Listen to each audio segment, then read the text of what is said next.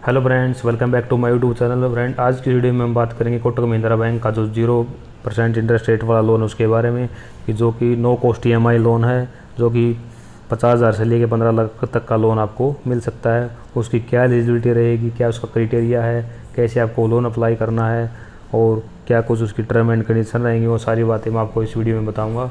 तो दोस्तों, अगर आप मेरे चैनल पर पहली बार आए तो मेरे चैनल को सब्सक्राइब ज़रूर करना।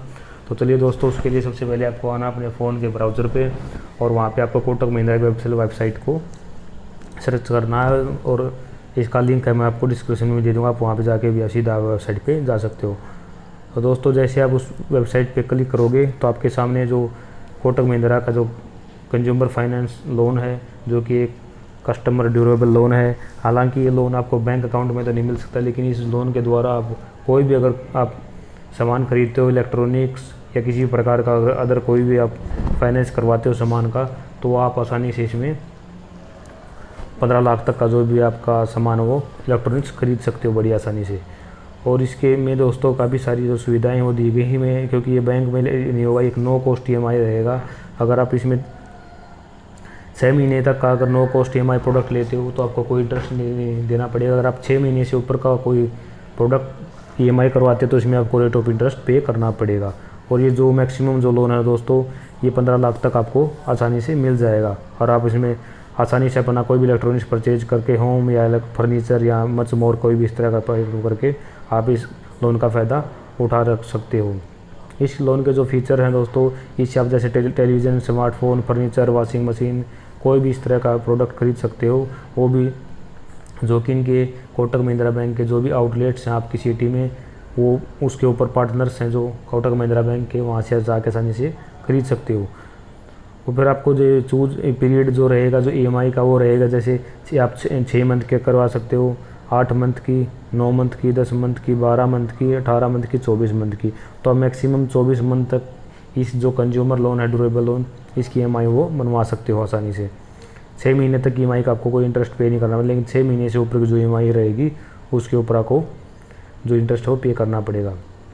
इसमें दोस्तों ने कहा कि अगर आपका जो अप्रूवल वो इंस्टेंट हो जाएगा, इसमें इसका जो प्रोसेस करने का या ऑनलाइन जो प्रोसेस होगा उसका जो तरीका है बड़ा ही सिंपल है। इसके लिए आपको सिर्फ बेसिक से डॉक्यूमेंट देने हैं और जो कि आपका रिप्रेजेंटेटिव होंगे, जो कि नियरेस्ट आपका स्टोर होगा, वहाँ पे आपको अगर कोई भी सामान खरीदे तो उसके लिए आपको अप्रूवल मिल जाएगा और आप जो प्रोडक्ट हो आसानी से अपनी जो पसंद का प्रोडक्ट वहाँ से खरीद सकते हो। और मिनिमम जो डॉक्यूमेंटेशन है, सबसे पहले इसमें जो डॉक्यूमेंट रहेगा वो रहेगा आपका पैन कार्ड, क्योंकि पैन कार्ड आपका मस्ट होता है, क्योंकि इसके ऊपर ही आपका जो क्रेडिट स्कोर है सारा दिखाई पड़ता है। उसके बाद फिर आपका होता है नेशनल ऑटोमेटिक क्लियरिंग हाउस। ये जो होता है ये, क्योंकि अगर आपके अकाउंट से EMI कटती है तो वो ऑटोमेटिक कटती है, इसके लिए फॉर्म ज़रूरी होता है।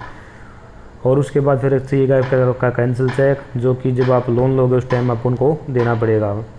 और आपको और अदर कोई डॉक्यूमेंट्स हैं तो वो आप यहाँ पे क्लिक करके देख सकते हो। और जो प्रोसेसिंग फीस रहेगी वो एक नॉमिनल रहेगी, उसमें कोई आपको ज़्यादा प्रोसेसिंग फीस देने की ज़रूरत नहीं है।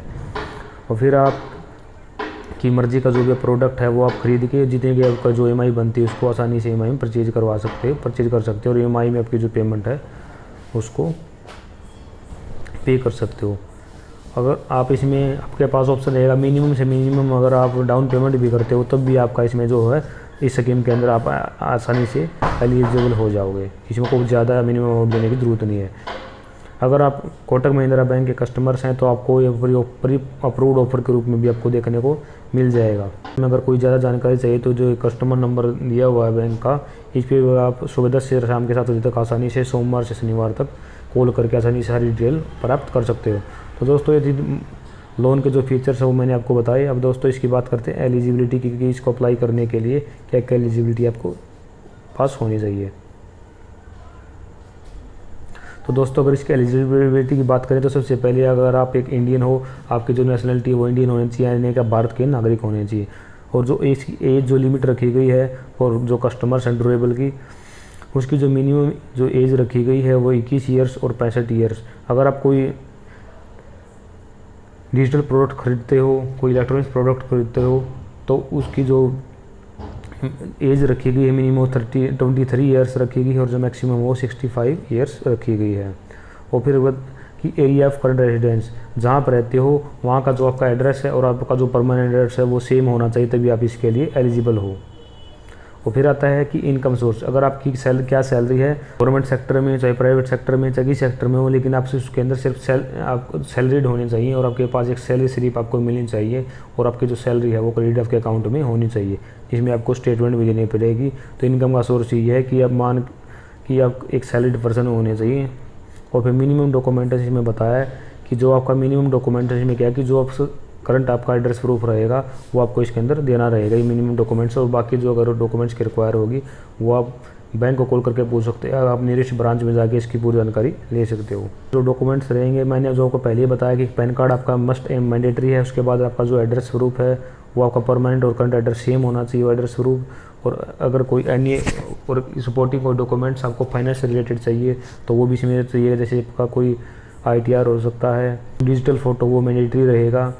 और फिर आपका PDC पोस्ट डेटेड चेक, ये भी आपको कस्टमर अगर आप इसके एग्जिस्टिंग कस्टमर्स हैं वो भी आपको देना जरूरी है, ताकि जो आपकी ट्रांजैक्शन है वो IMPS के थ्रू कंप्लीट की जा सके, जो कि कोटक महिंद्रा बैंक के अकाउंट के लिए वैलिडेशन होगा। और आपका जो NACH फॉर्म होता है जिसमें आपको ऑनलाइन आपकी जो EMI कटती है वो भी ज़रूरी होगा। और आपका जो प्रोडक्ट जिस टाइम आप खरीदोगे वो आपकी जो इनवॉइस है, जो आपने प्रोडक्ट वहाँ से खरीदा वो आपकी उस इनवॉइस या बिल आपके पास होना चाहिए, तो आप इसके लिए एलिजिबल हो पाओगे।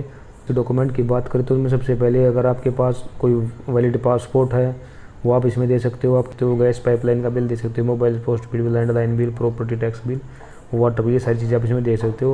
और आपकी जो बैंक की जो पासबुक और उसमें 3 मंथ्स की जो ट्रांजेक्शन है वो दे के भी आप अपने परमानेंट एड्रेस को एक बार बैंक को दे सकते हो। कोई भरोसा करने के लिए आपको कोटक महिंद्रा बैंक के साथ जिन स्टोर्स का टाई अप है या जो इनके कोटक महिंद्रा के आपके सिटी में आउटलेट्स वहाँ पे आपको जाना होगा और कोई भी आपको एक प्रोडक्ट सिलेक्ट करना होगा। और फिर वहाँ पे जाने के बाद वहाँ जो फाइनेंसर होते हैं जो कि प्रोडक्ट का फाइनेंस करते हैं उनसे आपको पूछना है कि यहाँ की कोटक महिंद्रा का कोई आउटलेट है जिससे उनका फाइनेंस हो सके, तो वो आप करवाएंगे। और फिर आपको जो नेसेसरी डॉक्यूमेंट है लोन के एप्लीकेशन की वो उनको देने होंगे। और जो कि वहाँ की डायरेक्ट सेल टीम होगी वो आपकी जो एप्लीकेशन है उसको कंप्लीट करेगी। और एक बार आपका लोन अप्रूव हो जाता है तो उसके बाद आपका जो एक फ़ोटोग्राफी और जो डिजिटल डॉक्यूमेंट ओरिजिनल डॉक्यूमेंट है वो आपको उनको सबमिट कराने होंगे। और फिर जो अधिकारी होंगे या जो भी एम्प्लॉय होंगे वो आपके डॉक्यूमेंट्स को अपलोड करेंगे और उसके बाद जो आपका लोन प्रोसेसिंग में चलाया जाएगा। और जो आपकी अटेस्टेड और जो आपकी हार्ड कॉपी रहेंगी उनको आप सिग्नेचर करके वेरीफाई करेंगे और अपने जो फाइनेंस सेक्शन लेटर है वहाँ पे जो डीलर है उसको मेल कर देंगे। और उसके बाद जो आपका पेमेंट का जो प्रोसेस है वो पूरा हो जाएगा और आपकी जो डिलीवरी है वो आपको मिल जाएगी। तो इस तरह से आप इस लोन को आसानी से अप्लाई कर सकते हो। तो इस लॉकडाउन के समय में अगर आपके पास कोई इनकम सोर्स नहीं, अगर आप कोई घर की चीज़ इलेक्ट्रॉनिक प्रोडक्ट्स लेना चाहते हो तो आपके लिए ये लोन बहुत अच्छा है। ये था जो कोटक महिंद्रा का कंज्यूमर फाइनेंस लोन है जिससे आप प्रोडक्ट खरीद सकते हो, तो जिसकी मैंने पूरी इन्फॉर्मेशन आपको इसमें बताई है। अगर आपको वीडियो अच्छा लगा है हो तो मेरी वीडियो को लाइक करना, शेयर करना और मेरे चैनल पे पहली बार आए तो चैनल को सब्सक्राइब जरूर करना और बेल की घंटी को जरूर दबाया जाना ताकि आपको इसी तरह फाइनेंस और बैंक से रिलेटेड वीडियो मिलती रही। तब तक के लिए धन्यवाद दोस्तों।